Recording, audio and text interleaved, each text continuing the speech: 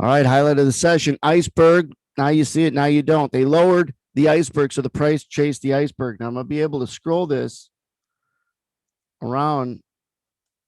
I lost the track bar. There it is. All right, so I want you to watch. You can watch both up here and you can watch down in here. This chart down in here is just a magnification of the chart up there.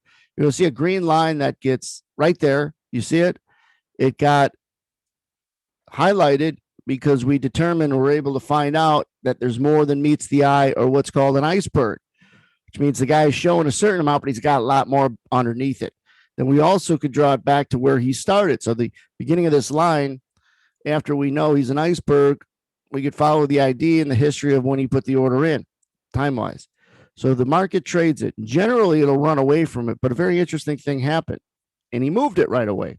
So let me play it again. Boom, there he comes in. Keep an eye on it. Market runs away just a little bit, trades a lot, and then he moves it right there. And we know he moves it because the line drops.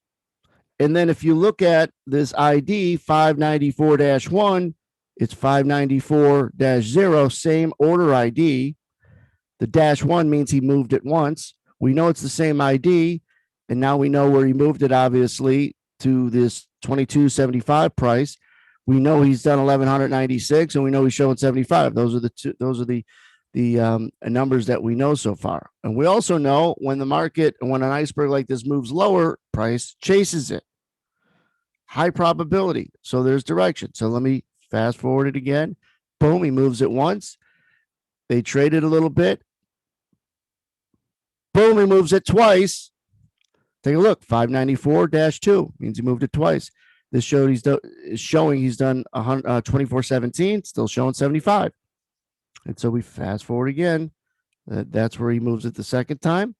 Market does go down, trades them, and generally, when they go through them, you watch it. If they stay through it, it's bearish. You see some arrows that are coming in to show you where there might be a bottom. How do you pick a bottom? You get longs to puke. And they did. I bring another chart up to show people in the room.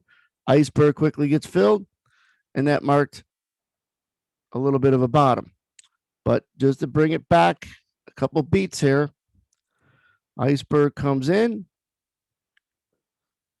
moves once, we go down, moves twice, we go down. That's an edge and a half, and that's reading order flow when it has to do with icebergs.